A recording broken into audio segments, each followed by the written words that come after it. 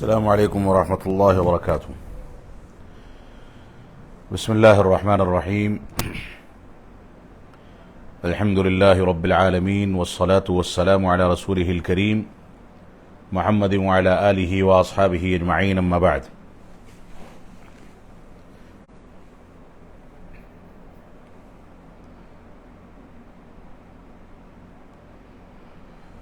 جی سوالات شروع کریں.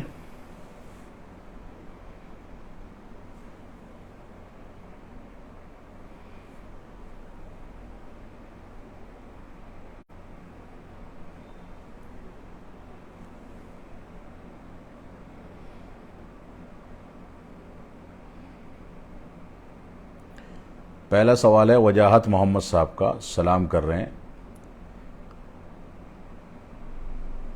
کہہ رہے ہیں حنفی، شافعی، حنبلی، مالکی کسے کہتے ہیں؟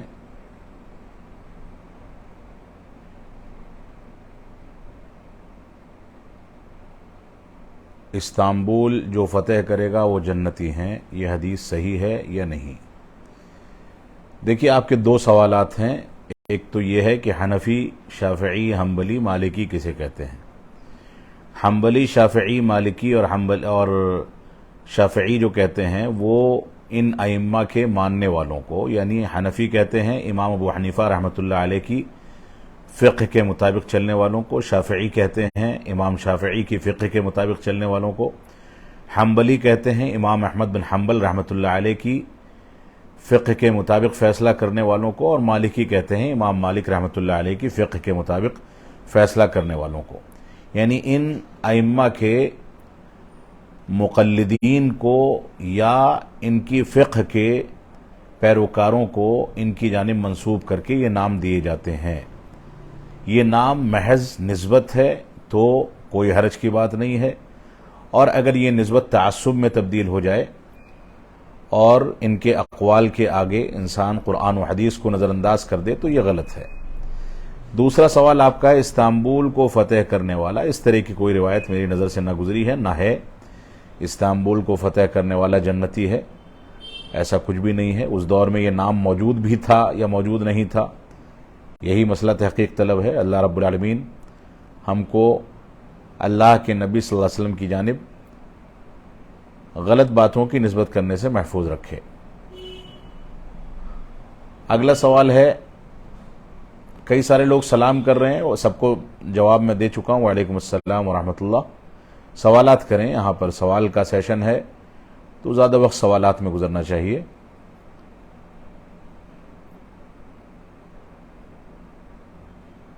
جی مزید کوئی سوال ہو تو بتائیں. سہیل اختر صاحب وعلیکم السلام. اسد اللہ صاحب وعلیکم السلام.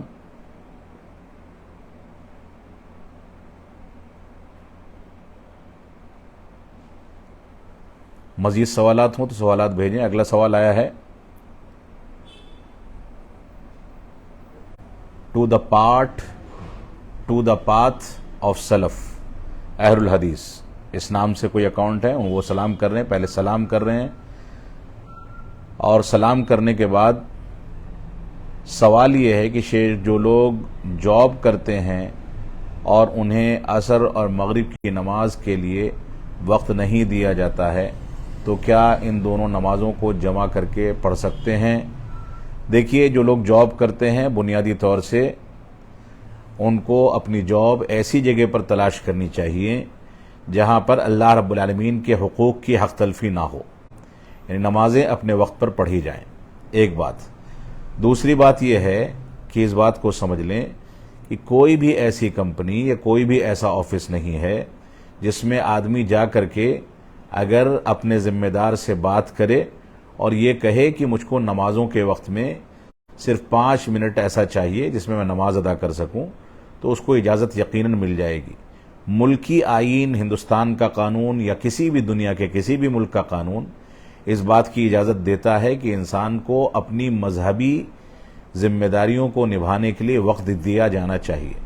لہذا کسی آفس میں ایسی رکاوٹ ہے تو قانونی شکل میں کسی وکیل کے تھرو وہاں کے ذمہ داران سے بات کر کے وہ حق حاصل کیا جا سکتا ہے. لیکن نوکری کی وجہ سے نماز قضا ہو جائے یہ درست نہیں ہے. لہٰذا یہ دونوں نمازیں قضا نہیں کی جائیں گی، جمع کر کے نہیں پڑھی جائیں گی، بلکہ اپنے وقت پر پڑھی جائیں گی۔ کوئی بہت زیادہ مجبوری ہے تو تھوڑا تاخیر ہو سکتی ہے، لیکن وقت کے اندر نماز کو ادا کرنا واجب اور ضروری ہے۔ اگر اس بات میں کوئی رکاوٹ آتی ہے تو ایسی صورت میں آفس کے یا کمپنی کے ذمہ داران سے بات کر کے نماز کے وقت کے لیے 5 منٹ کی مہلت مانگی جا سکتی ہے، اور میں سمجھتا ہوں کہ اگر انسان انفرادی طور پر نماز پڑھنے کے لیے ایسا کرے گا تو اس کو یقیناً اجازت ملے گی۔ ہوتا کیا ہے کہ لوگ کمپنیوں میں یا آفسوں میں بھی 2-4 مسلمان اگر ہیں تو وہ سب ایک ساتھ جمع ہو کر کے اجازت مانگتے ہیں، پھر باجماعت نماز پڑھنا چاہتے ہیں۔ یہ طریقہ درست نہیں ہے۔ اس کی وجہ سے وہاں کام کرنے والے دوسرے مذاہب کے جو لوگ ہیں ان کو خلل پڑتا ہے، ایک ماحول بدلتا ہے جس کی وجہ سے لوگوں کو اعتراضات کا موقع ملتا ہے۔ لہذا انفرادی طور پر اجازت لے کر کے آدمی فرض نماز واجبات کو ادا کر سکتا ہے، اگر موقع ہے تو سنتیں بھی ادا کر سکتا ہے۔ وہ کوئی جگہ بنا لے، مصلی اس کے ساتھ میں رہے، وضو کر کے خاموشی کے ساتھ جا کر کے وہاں نماز ادا کر لے۔ ایسی جگہوں پر جہاں نماز ادا کرنے کا ماحول نہیں ہے، وہاں پر اگر ہم باجماعت نماز ادا کریں گے تو ظاہر سی بات ہے کہ ماحول خراب ہوگا اور مسائل کھڑے ہوں گے، اور مسائل جب کھڑے ہوں گے تو ایسی صورت میں ہمارے لیے رکاوٹیں پیدا ہوں گی۔ تو ہمیں اس چیز کا خیال کرنا چاہیے، لیکن نمازیں اپنے وقت پر پڑھنا ضروری ہے۔ اگلا سوال ہے سہیل اختر صاحب کوئی ہیں، کہہ رہے ہیں کہ شیخ کیا ہم جو لا کی پڑھائی کر رہے ہیں اس کو کیا ہم کافروں کا قانون کہہ سکتے ہیں؟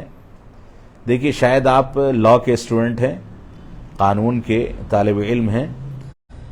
لا کی پڑھائی جو آپ کر رہے ہیں یہ کافروں کا قانون نہیں ہے، اس میں مذہبی تعلیمات کی رعایت کرنے کی گنجائش موجود ہے۔ اسلامی لا، اسلامی قانون الگ چیز ہے جو اسلامی ممالک کے اندر نافذ کیا جاتا ہے، لیکن ہندوستان میں جو لا پڑھایا جاتا ہے وہ سیکولر ملک کا ایک لا ہے جس میں ہر مذہب کا احترام، ہر مذہب کی رعایت موجود ہے، اور موجودہ وقت میں مسلمانوں کو اس لا کو پڑھ کر کے اور اس کے ذریعے سے اہل وطن کو مکمل امانت داری اور مکمل شفافیت، مکمل ٹرانسپیرنسی کے ساتھ، پوری امانت داری کے ساتھ ان کو انصاف دلانے کا کام کرنا چاہیے۔ مسلمانوں کے وکیل اور بڑے وکیل، ماہر وکیل اگر سامنے آئیں گے اور وہ یہاں کے لا کے ذریعے کورٹس میں جا کر کے غریب عوام کے لیے کام کریں گے، ایسے لوگوں کے لیے کام کریں گے جن کو انصاف نہیں مل رہا ہے، ایسے لوگوں کے لیے کام کریں گے جو پیسہ ادا کر کے کورٹ میں مقدمات کو آگے نہیں بڑھا سکتے ہیں، تو ایسی صورت میں امید ہے کہ وہ خدمت خلق کا کام بھی کریں گے اور ان کی امانت داری کی وجہ سے مسلمانوں کی شبیہ بھی اچھی ہوگی۔ لہٰذا مسلمانوں کو اس میدان میں بھی آگے آنا چاہیے اور اس بات کو سمجھ لینا چاہیے کہ یہاں کا لا کسی بھی مذہبی تعلیم سے ٹکرانے والا قانون نہیں ہے، بلکہ اس میں مذہب کی رعایت موجود ہوتی ہے۔ انسان کو اس کی باریکیاں پتہ ہونی چاہیے، باریکیوں کا علم ہونا چاہیے، تاکہ اس کے اندر جو رعایتیں ہیں اور جو بنود ہیں مذاہب کے رعایت کرنے کے بنود جو ہیں، آرٹیکلز جو ہیں، ان سے انسان بھرپور طریقے سے فائدہ اٹھا سکے۔ لہٰذا اس سے فائدہ اٹھانا ہماری ذمہ داری ہے، ہمیں اس میں مہارت حاصل کرنی چاہیے۔ وجاہت محمد صاحب کہہ رہے ہیں کہ کافر کا میننگ کیا ہے؟ کافر اصل میں کہتے ہیں انکار کرنے والے کو، جس نے اللہ کا انکار کیا، ایمان کا انکار کیا، اللہ کے نبی صلی اللہ علیہ وسلم کے اوپر، آپ کی اتباع پر ایمان لانے کا انکار کیا، جس نے اسلامی بنیادوں کا انکار کیا، اس کو کافر کہا جاتا ہے۔ تو کافر کا میننگ اصل میں کسی چیز کا انکار کر دینا، کسی چیز کو چھپا دینا۔ نثار احمد صاحب کوئی ہیں، ان کا سوال ہے کہ حج کرنے کے لیے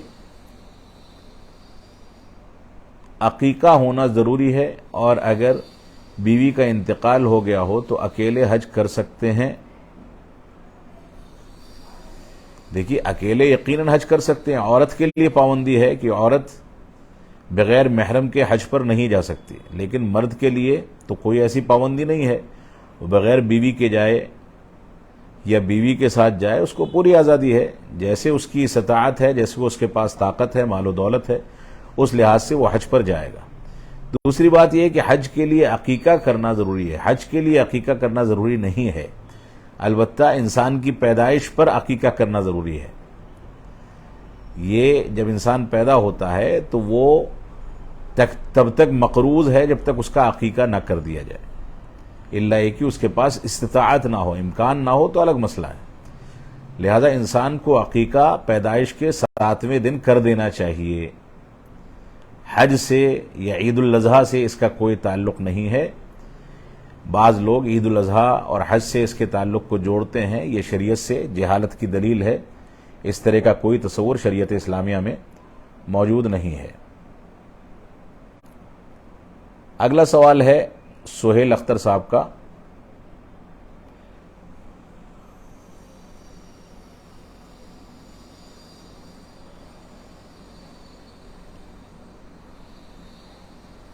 اچھا، انہوں نے پہلے سوال کے جواب کا شکریہ ادا کیا ہے۔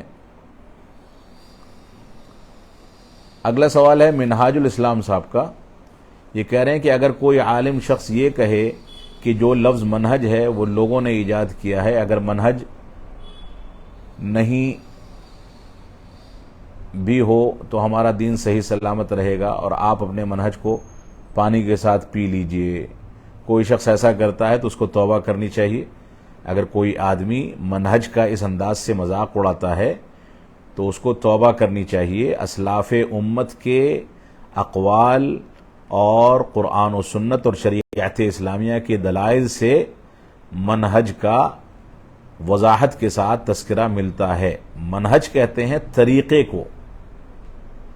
اگر کوئی آدمی طریقے کا ہی انکار کر دے، اللہ رب العالمین کا فرمان ہے لِكُلٍّ جَعَلْنَا مِنْكُمْ شِرْعَةً وَمِنْهَاجًا، کہ ہم نے ہر ایک کے لیے اس کا طریقہ اور اس کا منہج بنایا ہے۔ اس کے علاوہ اسلاف امت اس چیز کا اعتبار کرتے تھے۔ تو کوئی شخص یہ کہے کہ منہج کو لوگوں نے اپنی طرف سے ایجاد کر لیا ہے، اس کو پانی کے ساتھ پی جاؤ، تو گویا وہ یہ کہتا ہے کہ اسلام کو پانی کے ساتھ پی جاؤ۔ منہج کا مذاق اڑانا گویا اسلام کا مذاق اڑانا ہے۔ اس طرح کی باتیں آج کے دور میں رد عمل کے طور پر بہت تیزی کے ساتھ آ رہی ہیں۔ پہلے یہ منہجی باتیں جو آج کے دور میں ویڈیوز پر زیادہ کثرت کے ساتھ آ رہی ہیں، پہلے ہمارے علماء نے دور کے لحاظ سے، حالات کے لحاظ سے ان چیزوں کو کتابوں میں، اپنی تصنیفات میں درج کیا۔ وہ کتابیں آج بھی محفوظ ہیں، ان کے مقالات محفوظ ہیں۔ پہلے کا دور ویڈیوز کا یا سوشل میڈیا کا دور نہیں تھا، تو اس میں یہ چیزیں اتنی زیادہ متعارف نہیں ہو سکی تھیں۔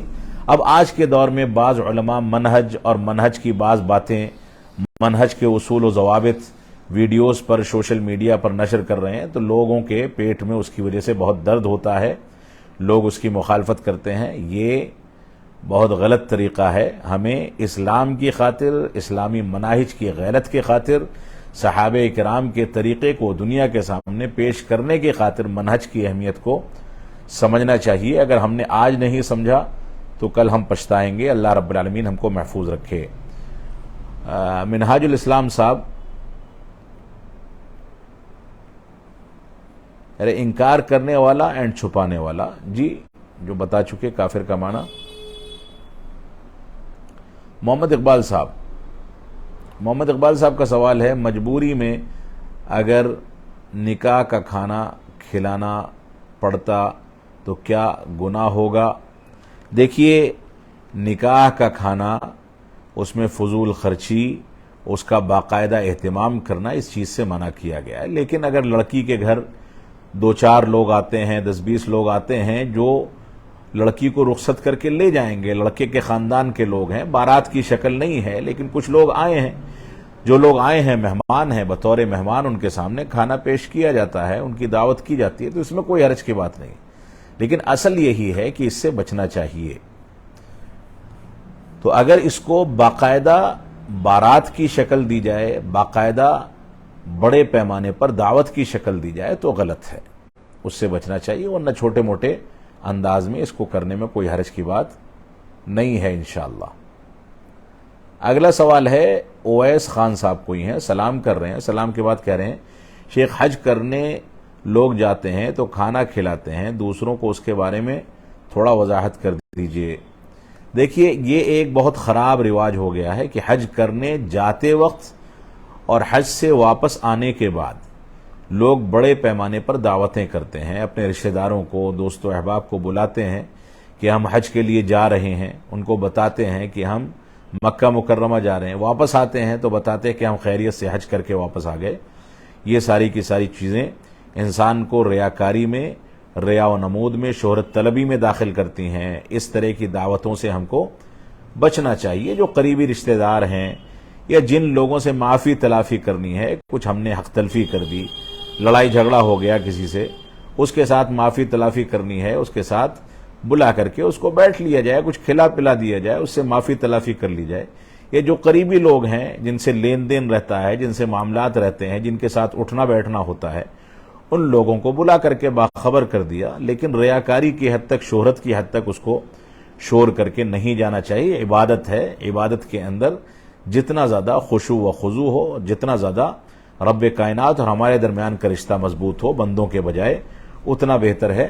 لہذا جاتے وقت اور آتے وقت یہ جو دعوتوں کا اور ہدیے تحفے تحائف کا بڑے پیمانے پر اہتمام کیا جاتا ہے، یہ غلط ہے، اس سے ہمیں بچنا چاہیے۔ منور علی رانچی سے منور علی صاحب ہیں، کہہ رہے ہیں سلام کے بعد تورک کے متعلق سوال ہے، کیا نماز کی آخری رکعت یعنی 1 اور 2 رکعت والی نماز کے تشہد میں بھی تورک کیا جائے گا جیسا کہ 3 اور 4 رکعت والی نمازوں میں کیا جاتا ہے؟ برائے مہربانی قرآن و حدیث کی روشنی میں وضاحت فرما دیں۔ دیکھیے تورک کہتے ہیں دراصل تشہد کی حالت میں داہنے پیر کو کے نیچے سے بائیں پیر کو کنارے کی جانب نکال لینا، یعنی پیچھے سے کوئی شخص دیکھے گا تو دائیں پیر کے نیچے سے بائیں پیر کا پنجہ باہر کی طرف نکلا ہوا ہوگا، یہ تورک ہے۔ اور انسان بیٹھے گا اپنے بائیں کولہے پر، بائیں سرین پر بیٹھے گا، یہ تورک کا طریقہ ہے، اللہ کے نبی صلی اللہ علیہ وسلم کی یہ سنت ہے۔ اس سلسلے میں علماء کے درمیان اختلاف ہے۔ اختلاف یہ ہے کہ تورک پہلے تشہد میں ہے یا تورک آخری تشہد میں ہے، اس بات کو سمجھ لیں۔ اگر ایسی نماز ہے جس میں 2 تشہد ہیں، جیسے مغرب ہے، عصر ہے، عشاء ہے یا ظہر ہے، اس میں 2 تشہد ہوتے ہیں، 2 رکعت کے بعد 1 تشہد اور تیسری رکعت یا چوتھی رکعت کے بعد 1 تشہد۔ اگر 2 تشہد ہیں تو آخری تشہد میں یقیناً تورک ہوگا، اس میں کوئی اختلاف نہیں، لیکن اختلاف اس بات میں ہے کہ اگر ایسی نماز ہے جس میں 1 ہی تشہد ہے تو کیا اس میں تورک کیا جائے گا کہ نہیں کیا جائے گا؟ راجح بات اس سلسلے میں یہ ہے کہ تشہد اخیر میں تورک ہوگا۔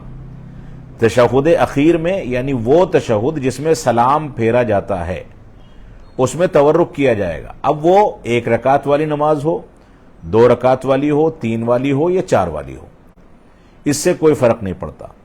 تشہد اخیر میں تورک کیا جائے گا، یعنی آخری تشہد میں، جس تشہد میں انسان کو سلام پھیرنا ہے اس میں تورک کیا جائے گا۔ راجح مسئلہ میں سمجھتا ہوں یہی ہے، اللہ اعلم بالصواب۔ لہذا نماز کوئی سی بھی ہو، جس نماز میں انسان آخری تشہد میں بیٹھا ہے، جس تشہد کے بعد اس کو سلام پھیرنا ہے، تو اس تشہد میں تورک کرنا سنت ہے، لہذا اس میں تورک کیا جائے گا۔ اور پہلے تشہد میں یعنی 2 رکعت والی جو نماز ہے، اس کے پہلے تشہد میں تورک نہیں کیا جائے گا۔ 1 رکعت والی نماز ہو یا 2 رکعت والی ہو یا 3 والی ہو یا 4 والی ہو، آخری تشہد میں تورک کیا جائے گا، یعنی جس تشہد میں ہم کو سلام پھیرنا ہے۔ یہ راجح مسئلہ ہے، اللہ اعلم بالصواب۔ اگلا سوال ہے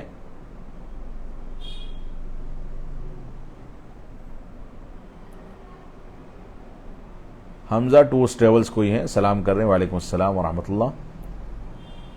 وجاہت محمد صاحب پھر سے سوال کر رہے ہیں، کیا عثمانی سلطنت خلافت تھی یا بادشاہت تھی؟ عثمانی سلطنت میں مختلف انداز کے مراحل گزرے ہیں۔ ایک دور اس کے انتہائی بگاڑ کا دور بھی گزرا ہے، اسی سلطنت کے آخری دور میں یہودیوں سے ڈیل کر کے مسجد اقصی کے بہت بڑے حصے کو یہودیوں کو بیچا گیا، جس کا جھگڑا آج تک مسلمان بھگت رہا ہے۔ تو خلافت بھی رہی ہے اور کسی دور میں بادشاہت بھی رہی ہے، اس کی لمبی تاریخ ہے، خرابیاں ہیں، اچھائیاں کسی دور میں رہی ہیں بادشاہ کے لحاظ سے، لہذا اس کو مطلقاً اسلامی خلافت نہیں کہا جا سکتا۔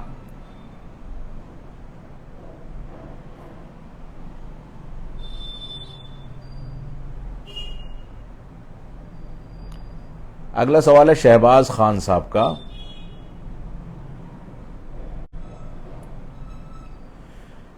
کہہ رہے ہیں کچھ دن پہلے جمعیت اہل حدیث اورنگ آباد کی جانب سے ایک اجتماع بعنوان ڈاکٹر اسرار احمد کی گمراہیوں سے منعقد ہوا، لیکن لوگوں کے دباؤ میں آ کر یہ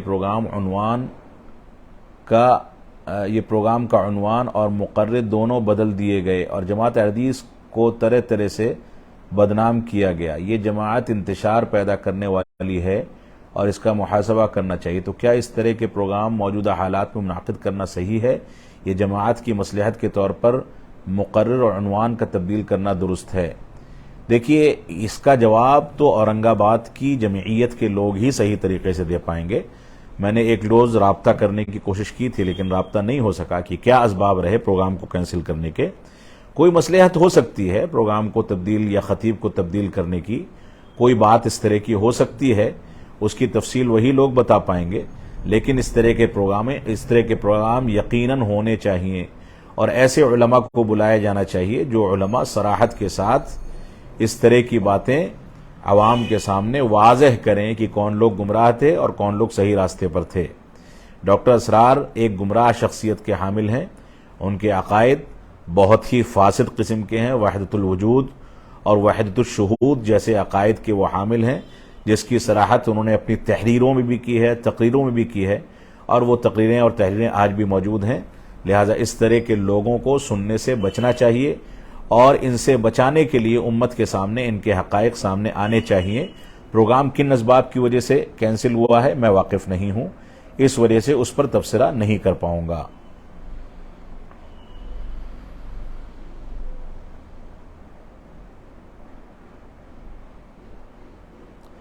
اگلا سوال ہے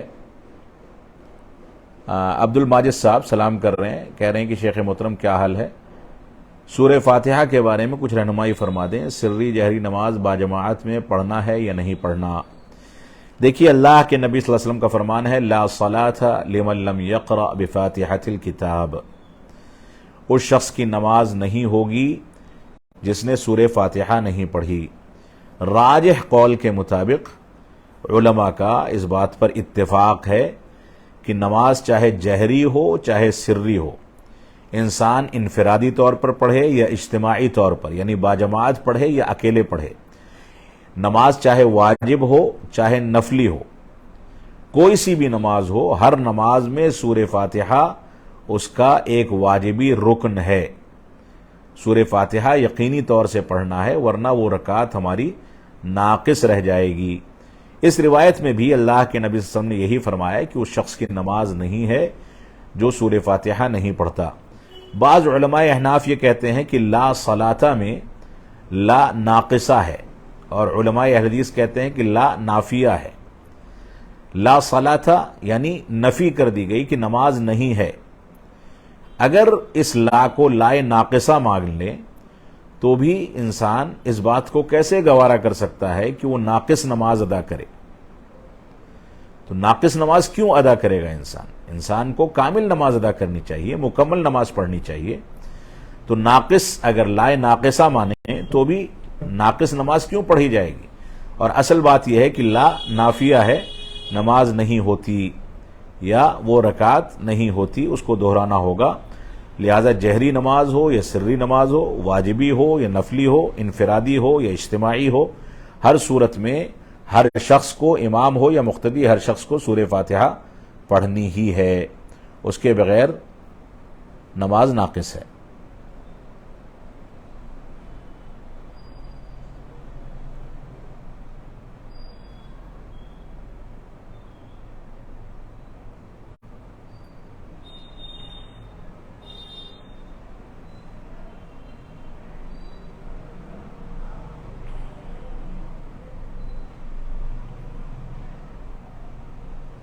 اگلا سوال ہے سرور عالم صاحب کا، کہہ رہے ہیں میرا ایک سوال ہے کہ میری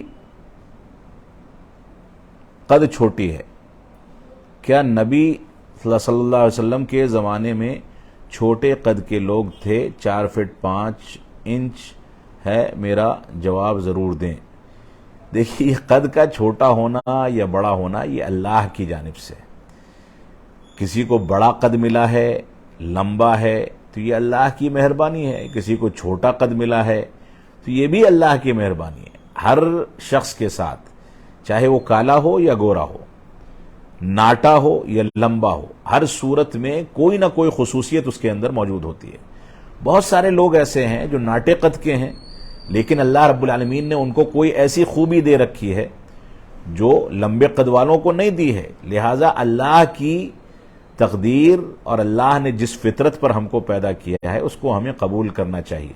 ہمارے معاشرے میں یہ پریشانی ہے کہ بعض لوگ ان چیزوں کو مدعا اور موضوع بنا کر کے لوگوں کا مذاق اڑاتے ہیں، مذاق بناتے ہیں۔ یہ چیز اللہ کے نظام کے مذاق کے مرادف ہے۔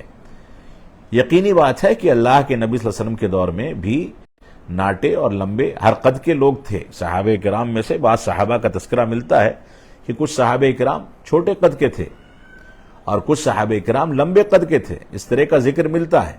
خود اللہ کے نبی صلی اللہ علیہ وسلم کا قد جو ہے درمیانہ تھا، میانہ قد تھا۔ لہذا اس طرح کی باتوں کو ہمیں موضوع بحث نہیں بنانا چاہیے۔ یہ ہر انسان کے اندر کوئی نہ کوئی خوبی ہوتی ہے، کوئی نہ کوئی کمی بھی ہو سکتی ہے، لیکن قد کا چھوٹا ہونا یہ کوئی کمی نہیں ہے، یہ اللہ کی تقدیر ہے، اللہ کی قدرت ہے، وہ جس کو جیسا چاہتا ہے بناتا ہے۔ ارشد احمد وانی صاحب سلام کر رہے ہیں، کہہ رہے ہیں کہ شیخ سجدے سو کب واجب ہوتا ہے؟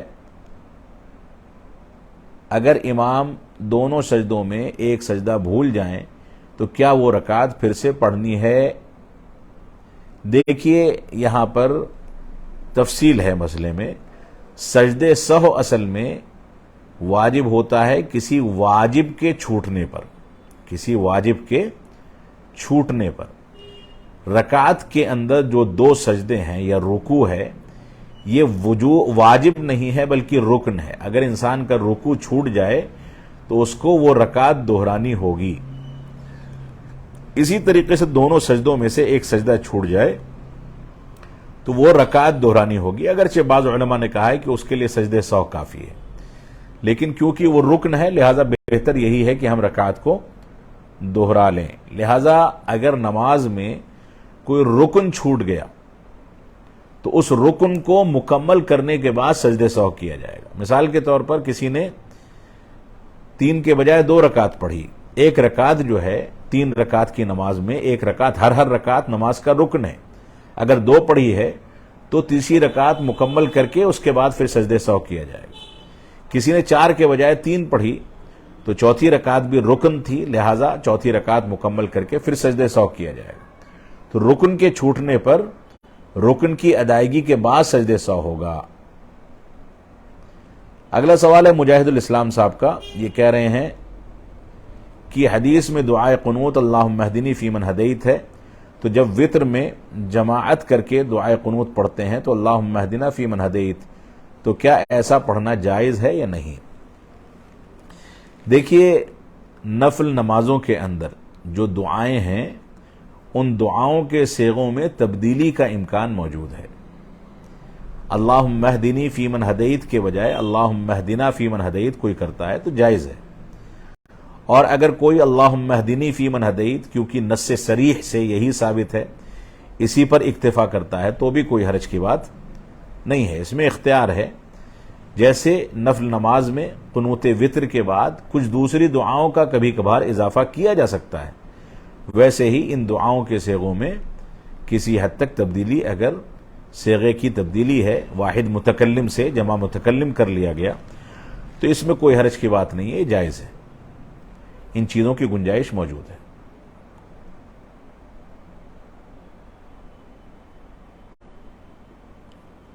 اگلا سوال ہے نواز سلفی صاحب کا۔ نواز سلفی صاحب سلام کرنے کے بعد کہہ رہے ہیں کہ عثمان الحکیم کے بارے میں بتائیں، ان کا منہج عثمان الحکیم یا عاصم الحکیم؟ اچھا، عثمان الخمیس، عثمان الخمیس کے بارے میں بتائیں۔ میں بہت زیادہ گہرائی سے واقف نہیں ہوں، مجھے اس کے لیے تفصیل معلوم کرنی پڑے گی۔ آپ ان باکس میں سوال کریں، انشاءاللہ اس کا جواب وہاں بھی دے دیا جائے گا۔ میں بہت زیادہ گہرائی سے واقف نہیں ہوں، لیکن اتنا مجھ کو یاد پڑتا ہے کہ ان کے بارے میں کچھ لوگوں نے کچھ کلام کیا ہے، اللہ اعلم کیا کلام ہے، تفاصیل میرے سامنے نہیں ہے۔ اگلا سوال ہے نواز سلفی صاحب ہی کا۔ بہت سے لوگ کہتے ہیں کہ اہل حدیث مولانا صرف لوگوں کی برائی کرتے ہیں، ان کو کیا جواب دیں؟ ایسا نہیں ہے۔ آپ نے جو عینک لگا رکھی ہے یا اپنے کانوں کو جن چیزوں کا عادی بنا رکھا ہے یا اپنے ذہن میں جو چیز بیٹھا رکھی ہے، آپ کو وہی چیز نظر آئے گی۔ اہل حدیث علماء اللہ کے نبی صلی اللہ علیہ وسلم کی، صحابہ کرام کی، اسلاف امت کی سب سے زیادہ تعریف کرتے ہیں، اور لوگوں کے اوپر جو تنقید کرتے ہیں وہ اسی تعریف کا حصہ ہے۔ صحابہ کرام کے منہج کی اگر کسی نے مخالفت کر دی تو ظاہر سی بات ہے اہل حدیث عالم دین کی ذمہ داری ہے کہ اس کی مخالفت کرے۔ یہ تو صحابہ کرام اور اللہ کے نبی صلی اللہ علیہ وسلم سے محبت کا تقاضا ہے کہ صحابہ کرام کے منہج کی مخالفت کرنے والے سے لوگوں کو ڈرایا جائے، ان کی مخالفت کی جائے۔ یہ تو اللہ اور اس کے رسول سے محبت کا تقاضا ہے۔ لہذا اگر اس کو بھی کوئی یہ کہے کہ لوگوں کی صرف برائی بیان کرتے ہیں تو یہ غلط ہے۔ ہاں، اگر شخصی طور پر نجی زندگی میں گھس کر کے کوئی حدیث کسی کی برائی کرتا ہے کہ فلاں نجی زندگی میں ایسا کر رہا ہے ویسا کر رہا ہے، تو غلط ہے۔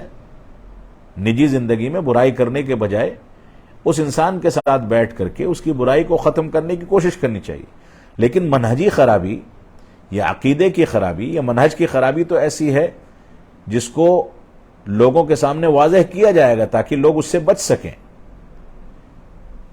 اور یہی منہج صحابہ کرام کا اور تابعین اعظام کا اور خود رسول اکرم صلی اللہ علیہ وسلم کا تھا۔ لہذا اس منہج کو اگر ہم چھوڑ دیں گے تو ہم حدیث کیسے رہ جائیں گے؟ اگلا سوال ہے بادشاہ خان صاحب کا، سلام کر رہے ہیں، کہہ رہے ہیں فجر سے پہلے مسجد پہنچ کر تحیت المسجد کے بعد 2 رکعت فجر کی سنت پڑھ سکتے ہیں یا تحیت المسجد ہی 2 رکعت سنت کے برابر ہے؟ دیکھیے، اگر وقت ہے، آپ مسجد میں اقامت سے پہلے پہنچ گئے اور آپ کے پاس وقت ہے کہ آپ تحیت المسجد پڑھیں اور اس کے بعد فجر کی 2 سنتیں پڑھیں، تو آپ کو دونوں پڑھنی چاہیے، کیونکہ دونوں پڑھیں گے تو ثواب زیادہ ملے گا۔ بلکہ میں تو یہ کہوں گا کہ فجر کے وقت جب آپ بیدار ہوں، جب آپ وضو کریں تو پہلے تحیت الوضو گھر پر پڑھ لیں، پھر مسجد آئیں تو تحیت المسجد پڑھیں، اس کے بعد فجر کی 2 سنتیں پڑھیں۔ اس طریقے سے کم زیادہ ثواب کمانے کا موقع مل جائے گا۔ لیکن اگر وقت کم ہے، مسجد میں پہنچے ہیں اور 2-4 منٹ 5 منٹ صرف باقی ہے اقامت میں، اور دونوں الگ الگ 2 رکعت نہیں پڑھی جا سکتی، تو ایسی صورت میں انسان کو فجر کی 2 سنتوں کی نیت سے 2 رکعت پڑھنی چاہیے، وہی تحیت المسجد کی جانب سے کافی ہوگی اگر وقت نہیں ہے، اور وقت ہے تو اس کا اہتمام کرنا چاہیے۔ معراج الدین سلفی صاحب کہہ رہے ہیں کہ اگر کوئی لڑکا اگر کوئی لڑکی حفظ کرتی ہے اور اسے حیض آ جائے تو کیا کرے؟ دیکھیے، اگر کوئی لڑکی حفظ کر رہی ہے تو گویا وہ تعلیم کے لیے قرآن مجید کو یاد کر رہی ہے۔ ایسی صورت میں تعلیم کے نقصان سے بچنے کے لیے اس کو قرآن مجید پڑھنے سے پہلے یہ کوشش کرنی چاہیے کہ وہ پاکی صفائی اختیار کر لے اور ڈائریکٹلی قرآن مجید کو ہاتھ نہ لگائے۔ اور اگر اس کے اور اس کی مدرسہ کے درمیان یہ تنسیق موجود ہے کہ اس کی مدرسہ جو ہے اس کو رعایت دے سکے، تو ایسی صورت میں ان ایام میں وہ اس کا زبانی قرآن مجید سن لیا کرے، اس کو ہاتھ نہ لگانا پڑے۔ جس حد تک انسان وہ عورت بچ سکے اس حد تک بہتر ہے، ورنہ تعلیم کی خاطر کوئی دستانہ وغیرہ پہن کر کے وہ قرآن شریف پڑھے گی، یا اس کی ایک تدبیر یہ ہے کہ ان ایام میں وہ موبائل فون کے ذریعے یا لیپ ٹاپ اور کمپیوٹر کے ذریعے قرآن مجید کی تلاوت کر سکتی ہے، اس میں کوئی حرج کی بات نہیں ہے۔ صرف مسئلہ قرآن مجید کے نسخے کو چھونے کا ہے، نہ تلاوت کے سلسلے میں کوئی رکاوٹ ہے، تلاوت زبانی کر سکتے ہیں، نہ کسی دوسرے وسیلے کے ذریعے قرآن مجید کی تلاوت کا ہے، یعنی موبائل اور لیپ ٹاپ کے ذریعے قرآن مجید پڑھ سکتے ہیں۔ مسئلہ صرف قرآن مجید کے نسخے کو چھونے کا ہے، تو اس میں اگر ضروری ہے اور تعلیم کا نقصان ہوتا ہے تو ایسی صورت میں نسخے کو کسی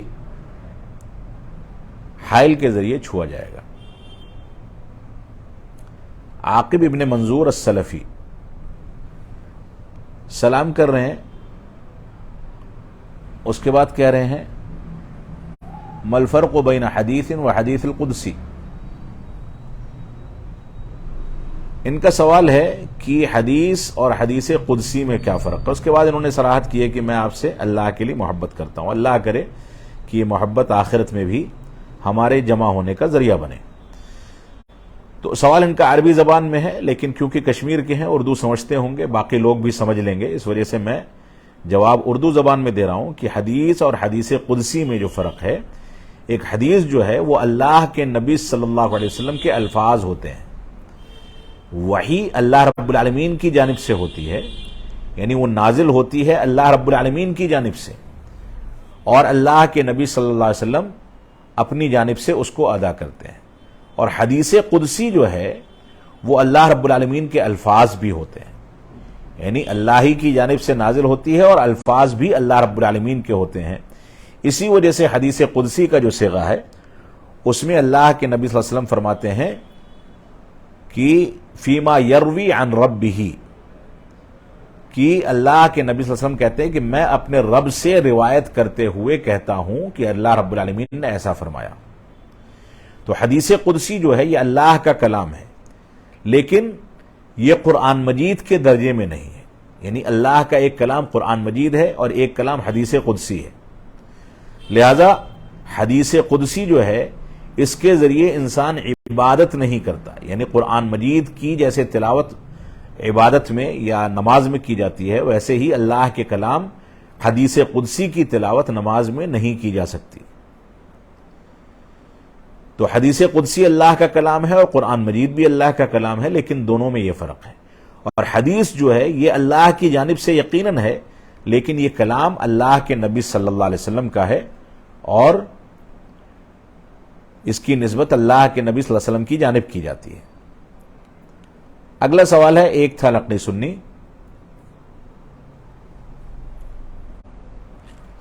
کہہ رہے ہیں علم کبار علماء سے لیا جائے، کبار علماء سے کیا مراد ہے؟ زیادہ عمر والے یا زیادہ علم والے؟ اس کے بارے میں وضاحت فرمائیں۔ دیکھیے کبار علماء یا دوسرے الفاظ میں کہیں قابل اعتماد علماء، ایسے علماء جن کا شمار بڑے علماء میں ہوتا ہے، اس سے مراد عمر قطعا نہیں ہے، بلکہ ایسے لوگ جو قرآن و سنت کے علوم کو بڑے علماء سے حاصل کر کے لوگوں کے سامنے اس کی تعبیرات اور اس کی شرح و تفسیر پیش کرتے ہیں، ان کو بڑے علماء کے شاگردوں میں یا بڑے علماء میں شامل کیا جا سکتا ہے، چاہے ان کی عمر کم ہو۔ کبار علماء سے مراد وہ علماء ہیں جو قرآن و سنت کو منہج سلف کے مطابق سمجھتے ہیں، اور وہ علماء جو کبار علماء ہیں وہ اپنے جن شاگردوں کے بارے میں اس بات کی اجازت دے دیتے ہیں کہ یہ اب اس قابل ہو گیا ہے کہ لوگوں کے سامنے دین کی تعبیر پیش کرے، تو وہ سارے کے سارے لوگ بڑے علماء میں سے یا قابل اعتماد علماء میں سے شمار کیے جائیں گے۔ یہاں پر علماء کے لیے بعض علماء نے بعض شرائط ذکر کیے ہیں، جن کا تذکرہ میں اپنی کسی ریکارڈنگ میں پہلے کر چکا ہوں کہ علماء جس کو قابل اعتماد عالم سمجھا جائے یا بڑا عالم سمجھا جائے، اس کے اندر کون کون سی صفتیں موجود ہونی چاہیے۔ وہ 10-12 صفتیں ہیں، اس کو اس ویڈیو سے لیا جا سکتا ہے۔ تو کبار علماء یا قابل اعتماد علماء سے مراد وہ لوگ ہیں جن کے اندر وہ صفتیں موجود ہوں. مثال کے طور پر انہوں نے بڑے علماء سے علم حاصل کیا ہو اور بڑے علماء نے ان کا توصیہ یا تزکیہ کیا ہو کہ ہاں یہ اتنا قابل اعتماد ہو گیا ہے کہ اب یہ علم دوسروں تک پہنچا سکتا ہے. اجازہ جس کو کہتے ہیں، اجازہ سے مراد اجازہ علمیہ ہے. کسی کا کسی کی تعریف کر دینا یہ کافی نہیں ہے. مثال کے طور پر میں کہوں کہ فلاں آدمی بہت اچھا ہے یا فلاں آدمی بہت اچھا کام کر رہا ہے، تو کسی کے اچھا کام کرنے سے یہ لازم نہیں ہوتا کہ وہ علم کے لحاظ سے بھی یا علم پہنچانے کے لحاظ سے یا دعوت و تبلیغ کے لحاظ سے بھی قابل اعتماد ہو گیا، بلکہ قابل اعتماد ہونے کے لیے علماء کا تزکیہ علمیہ ضروری ہے. دوسری بات یہ ہے کہ ان علماء کو جن صفات سے قرآن و سنت کے اندر متصف کیا گیا ہے، یہ علماء نے ان کی جو صفاتیں ذکر کی ہیں ان صفات کا ان کو حامل ہونا چاہیے، جو تفصیلی مسئلہ ہے جس کو مختصر جواب میں سمیٹا نہیں جا سکتا. اگلا سوال ہے انہی کا، ایک تھا نقلی سنی، سلام کر رہے ہیں، کہہ رہے ہیں ڈاکٹر ذاکر نائک کو کنگ فیصل ایوارڈ کیوں دیا گیا؟ اگر وہ آج گمراہ ہو گئے ہیں تو ایوارڈ کیوں دیے گئے؟ دیکھیے، ایک بات یہ ہے کہ ڈاکٹر ذاکر نائک کا منہج شروع ہی سے اس میں خلل موجود تھا، لیکن کیونکہ انہوں نے اپنے منہج کی کہیں صراحت نہیں کی تھی تو ان کی شہرت کی وجہ سے بہت سارے لوگ ان سے متاثر ہو کر کے ان سے قریب آ گئے تھے، اور اسی شہرت کی بنیاد پر شاہ فیصل ایوارڈ کے لیے ان کو منتخب کیا گیا. لیکن اس بات کو سمجھ لیں کہ شاہ فیصل ایوارڈ یہ تزکیہ علمیہ نہیں ہے. کسی کی خدمات پر کسی کو ایوارڈ دے دیا جائے تو یہ ایوارڈ دیا جانا اس بات کی دلیل نہیں ہے کہ جس کو ایوارڈ ملا ہے ہم اس سے علم لے سکتے ہیں یا وہ ہر طرح کی گمراہی سے آزاد ہو گیا. شاہ فیصل ایوارڈ جو ہے یہ ایک سیاسی ایوارڈ ہے جو سعودی حکومت کچھ اسلامی خدمات انجام دینے والی مشہور شخصیات کو منتخب کر کے دیتی ہے. بہت سارے لوگ ایسے ہیں جن کو یہ ایوارڈ دیا گیا لیکن ان کے منہج اور ان کے عقیدے سے اتفاق نہیں کیا جا سکتا. ڈاکٹر ذاکر نائک صاحب کو بھی یہ ایوارڈ ملا، اس وقت ان کی وہ گمراہیاں یا وہ منہج جو اخوان المسلمین سے متاثر ہونے کے بعد اب واضح ہوا ہے وہ سعودی حکومت کے سامنے یقیناً نہیں رہا ہوگا. اگر ان کی یہ صورتحال جو موجودہ صورتحال ہے یا اخوان المسلمین سے متاثر ہونے کی صورتحال ہے یا غلط منہج کو اختیار کرنے کی صورتحال ہے، اگر یہ صورتحال اس وقت واضح ہو جاتی تو میں سمجھتا ہوں کہ اس ایوارڈ کے لیے ان کو منتخب نہیں کیا جاتا. لیکن قاعدہ کلیہ یہ ہے کہ ایوارڈ کا مل جانا یہ اس بات کی دلیل نہیں ہے کہ جس کو ملا ہے وہ ہر ناحیے سے قابل اعتماد ہے. اگلا سوال ہے سرور عالم صاحب کا.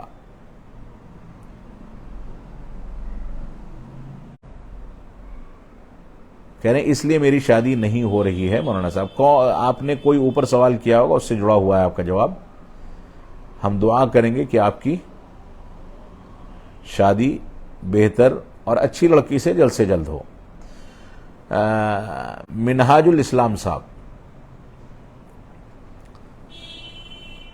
منہاج الاسلام صاحب کا سوال ہے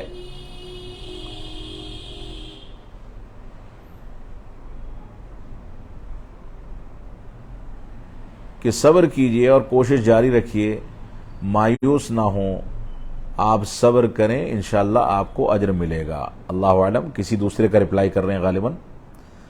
اگلا سوال ہے بادشاہ خان صاحب کا. کہہ رہے ہیں کہ جو لوگ مفتی مینک، عمر سلیمان، یاسر قادی اور نعمان علی خان جیسے لوگوں کو سنتے ہیں اور کہتے ہیں کہ کسی کو برا نہیں بولنا چاہیے، باطل کا رد کرنے سے وہ لوگ منع کرتے ہیں، ایسے لوگوں کو منہج کو سلف کی دعوت کیسے دینا چاہیے؟ دیکھیے، آپ نے جن لوگوں کا نام لیا ہے، مفتی مینک، عمر سلیمان، یاسر قادی یا نعمان علی، یہ سارے کے سارے لوگ ایک تو غلط عقائد کے یا غلط منہج کے حامل ہیں، یا ان میں سے کچھ لوگ ایسے ہیں جو اپنے منہج کی صراحت نہیں کرتے، کچھ لوگ ایسے ہیں جو اخوان المسلمین سے متاثر ہیں، غلط منہج کے حامل ہیں، لہٰذا ان لوگوں کو سننا درست نہیں ہے۔ کچھ لوگ یہ کہتے ہیں کہ باطل کو رد نہیں کرنا چاہیے، ان لوگوں کے اوپر تردید نہیں کرنی چاہیے، سب کو سننا چاہیے۔ بھائی سب کو سننا چاہیے اگر ایسے ہی اسلام کی تعلیم لوگوں کے سامنے پیش کی جاتی رہی تو سب سے بڑا عالم تو شیطان ہے۔ جتنا علم اور جتنا تجربہ اس کو شروع سے اب تک ہے اتنا تجربہ تو کسی کو نہیں ہے، لہذا یہ بات کہنا غلط ہے۔ شریعت کے بارے میں اللہ کے نبی صلی اللہ علیہ وسلم کا اور علماء اسلام کا، صحابہ کرام کا جو ضابطہ تھا کہ ان ھذا العلم دین، یہ دین جو ہے، یہ علم جو ہے، یہ دین ہے، یہ دینی فریضہ ہے، یہ امانت ہے، لہذا جس سے اس دین کو لیا جائے اس کے بارے میں بحث و تحقیق کر لی جائے۔ شریعت اسلامیہ کے دلائل ہم کو اسی بات پر ابھارتے ہیں اور ہمارے اوپر یہی بات واجب کرتے ہیں کہ ہم جس سے علم لیتے ہیں، جس سے دین سیکھتے ہیں، جس سے شریعت کا علم لیتے ہیں، اس کے بارے میں غور و تدبر کر لیں۔ ایسا نہ ہو کہ 99 میٹھی میٹھی بات کر کے کوئی ایک ایسی بات کر جائے کہ ہمارا سارا اسلام اسی کے ذریعے تباہ ہو جائے اور ہم غلط عقیدے کے حامل ہو کر کے دنیا کے اندر تباہ ہو جائیں۔ لہذا ہماری یہ ذمہ داری ہے کہ ہم علماء سے علم لیں، علماء کے علاوہ کسی سے علم لینا درست نہیں ہے۔ تاریخ شاہد ہے کہ جو بھی غیر علماء واعظین جب بھی علم دین کو سکھانے کے لیے آگے آئے ہیں تو کہیں نہ کہیں گمراہی کی باتیں کر کے نکل گئے ہیں، اور کتنے تو اتنے بڑے جاہل ہیں کہ ان کو پتہ ہی نہیں چلتا کہ کہاں انہوں نے غلط کہا اور کہاں صحیح کہا۔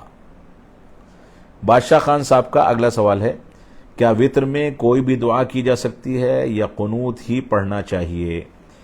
اصل یہی ہے کہ قنوت وتر ہی پڑھنی چاہیے، لیکن کبھی کبھار کسی دعا کا اضافہ کرنے میں کوئی حرج کی بات نہیں ہے، کیا جا سکتا ہے۔ رحیم خان صاحب سوال کر رہے ہیں کہ کرکٹ کھیلنا جائز ہے یا حرام ہے، حلال ہے یا حرام ہے؟ کھیل کوئی بھی ایسا ہو جو شریعت سے نہیں ٹکراتا تو وہ حلال ہے۔ کرکٹ بھی انہی کھیلوں میں سے ایک ہے جو حلال ہے، لیکن اگر کرکٹ کی دیوانگی میں انسان اس حد تک کھو جائے کہ اس کی نمازیں متاثر ہو جائیں، گالی گلوچ پر اتر آئے اور وقت کا اور اسلامی ضوابط کا، اسلامی تعلیمات کا خیال نہ کرے، تو ان چیزوں کی کیفیت اگر بڑھے گی تو ایسی صورت میں وہ حرام کے زمرے میں شامل ہو سکتا ہے۔ تو اصلاً کھیل حلال ہے، لیکن کیفیت کی وجہ سے حرام بھی ہو سکتا ہے، اور کیفیت کا خیال کر کے اسلام سے ٹکرانے والی چیزوں سے بچتے ہوئے اگر اس کو کھیلا جاتا ہے تو جائز ہے۔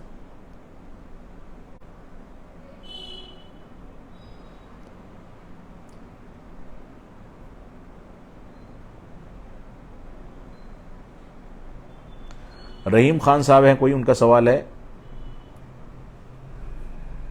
رپلائی دے دی گئی اس کی، کرکٹ کے بارے میں ابھی بتایا گیا۔ عمار خان صاحب پوچھ رہے ہیں کہ آپ لوگ ڈاکٹر ذاکر نائک یا ڈاکٹر اسرار احمد صاحب کی اتنی برائی کیوں کرتے ہیں جس سے غیر مسلموں ان پر کیچڑ اچھالنے کا موقع مل جائے؟ دیکھیے، غیر مسلموں پر کیچڑ اچھالنے کا، غیر مسلموں کو کیچڑ اچھالنے کا موقع ملے نہ ملے وہ ایک دوسرا مسئلہ ہے۔ مسئلہ یہ ہے کہ ان دونوں لوگوں نے مسلمانوں کے عقائد میں جو فساد پیدا کر دیا ہے، جو غلط انداز کے منہج اور غلط انداز کے عقیدے پر مسلمانوں کو چھوڑ کر کے ان کی رہنمائی کر دی ہے، اس کی وجہ سے جو کیچڑ مسلمانوں کے ایمان میں اور ان کے دل و دماغ میں بیٹھ رہی ہے، بدعات و خرافات کی، صحابہ کرام کے بارے میں، یا اسی طریقے سے مسلم حکومتوں کے بارے میں، خوارج کے منہج کو سامنے رکھتے ہوئے خوارج کے منہج سے قربت کے بارے میں، وحدت الوجود کے بارے میں، وحدت الشہود کے بارے میں جو کیچڑ مسلمانوں کے ایمان کو ضائع کر رہی ہے، ظاہر سی بات ہے اس کو صاف کرنا ہماری ذمہ داری ہے، اور اسی وجہ سے ہم ان کے سلسلے میں ان کے اوپر تنقید کرتے ہیں۔ علمی تنقید کو برائی نہیں کہا جاتا، علمی تنقید ہر عالم دین کا فریضہ ہے کہ وہ علمی لحاظ سے ہر اس شخص پر تنقید کرے جس کے ہاں عقائد کا فساد موجود ہے. لہذا یہ ہر عالم دین کی ذمہ داری ہے، اس کا واجبی فریضہ ہے کہ ایسے لوگوں کے بارے میں صراحت کرتے رہیں تاکہ عوام گمراہ نہ ہونے پائے. اگلا سوال ہے سرور عالم صاحب کا. اچھا، یہ لوگ آپس میں بات کرنے لگتے ہیں جو مناسب نہیں ہے. آپ لوگوں کو آپس میں بات کرنی ہے تو اپنے اکاؤنٹس پر جا کر کے کریں، فیس بک لائیو پر نہ کریں. عمران علی شیخ صاحب، میں آخری سوال لوں گا، اس کے بعد پروگرام کو ختم کیا جائے گا. ان کا پہلا کوشچن ہے، پہلا سوال ہے، کہہ رہے ہیں کہ اسلام میں تجارت کے اصول کتنے ہیں؟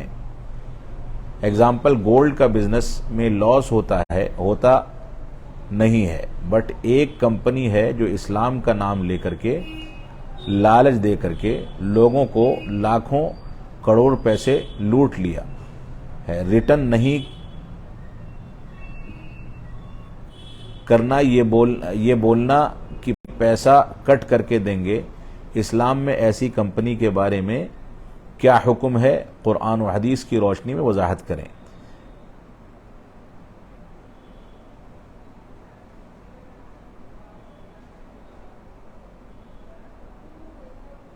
اور آگے جا کر کے انہوں نے کچھ لوگوں کے نام لیے ہیں. میں نام لے کر کے اس نظام میں نہیں پڑھنا چاہتا، لیکن یہ وہ گولڈ کی کسی کمپنی کی بات کر رہے ہیں جو حیدرآباد میں تھی، اور اس کی وجہ سے اور لا علمی میں یا شعوری طور پر جان بوجھ کر کے ہماری جماعت کے بعض علماء نے اس کے جواز کا یہ ہے کہ اچھے خاصے کھاتے پیتے گھرانے کے لوگ بالکل سڑک پر آ گئے. اس کمپنی نے لوگوں کے مال کو لے کر کے تباہ و برباد کر دیا. آن لائن گولڈ کی تجارت کر کے پونزی اسکیم وغیرہ کے دائرے میں رہتے ہوئے ان لوگوں نے لوگوں کے مال کو لوٹا ہے اور اس کے بعد لوگوں کو دھوکہ دے کر کے کنگال کر دیا ہے.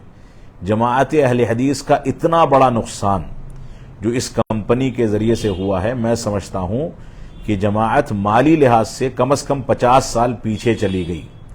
اگر یہ مال مسلمانوں کی یا جماعت کے افراد کی یا نئی نسل کی تعلیم و تربیت پر لگتا تو بلا شبہ بہت زیادہ ترقی کی جا سکتی تھی اور بڑے پیمانے پر لوگوں کو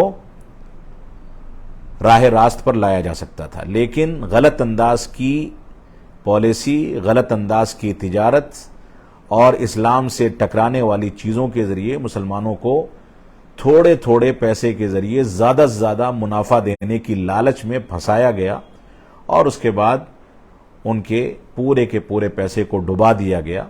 یہ چیزیں جو ہیں یقیناً تشویشناک ہیں. ہمیں ان چیزوں سے توبہ کرنی چاہیے. جو لوگ بھی اس میں شامل تھے وہ سارے کے سارے لوگ اس سے رجوع کریں. اللہ رب العالمین ہم کو قرآن و سنت کیا شعور عطا فرمائے اور حلال روزی پر اکتفا کرنے کی توفیق عطا فرمائے.